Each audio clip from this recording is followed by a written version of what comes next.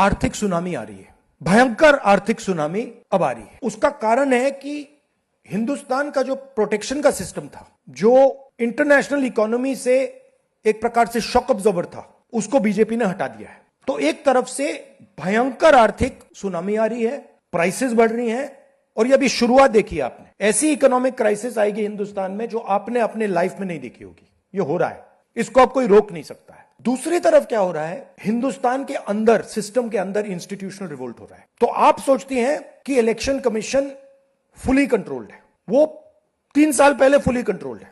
Chief election commissioner के messages मेरे पास आ रहे हैं, head of intelligence system, senior judiciary, सारों के सारे रिवोल्ट कर रहे हैं, इंफॉर्मेशन दे रहे हैं हमें।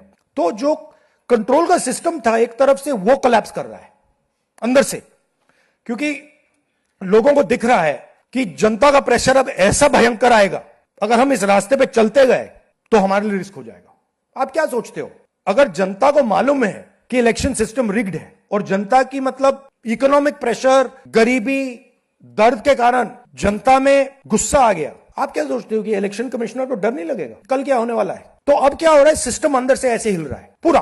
और मैं आपको ये बता दूं कि मेरे पास इंफॉर्मेशन आ रही है, सिस्टम मुझे इंफॉर्मेशन दे रहा है, मोदी जी के बारे में, शाह जी के बारे में, उनके बेटों के बारे में, मिनिस्टर्स के बारे में, अजीत डोवल के बारे में, पूरा इंफॉर्मेशन है, धड़ाधड़ धड़ाधड़ धड़ाधड़ हमारे सिस्टम से ही आ रहा है। अब यह हो सकता है कि जनता के प्रेशर को यह सप्रेस करने की कोशिश करें, इमरजेंसी जैसी चीज कर दें, हो सकता है। बट अब हम दूसरी स्टेज में जा रहे हैं। पहले हम फुल कंट्रोल स्टेज में थे, अब ये आउट ऑफ कंट्रोल जा रहा है इनके। मैं मोदी जी के पास जाता हूं, जब मीटिंग में जाता हूं, मैं आपको बताऊं, मेरे पास मोदी जी के पर इतना इंफॉर्मेशन है, मोदी जी जानते हैं, मैं भी जानता हूं।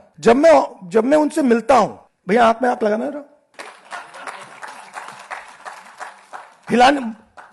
हिलना पड़ता है, क्योंकि वो जानते हैं कि जिस सिस्टम को मैंने कंट्रोल किया था वो सिस्टम कोलैप्स कर रहा है और पूरा इंफॉर्मेशन इसको दे रहा है। तो ये डायनामिक चल रही है। और आप देखना, मेरे अंदाजे से, मेरा असेसमेंट है, 1 साल के अंदर मोदी जी प्राइम मिनिस्टर नहीं होंगे।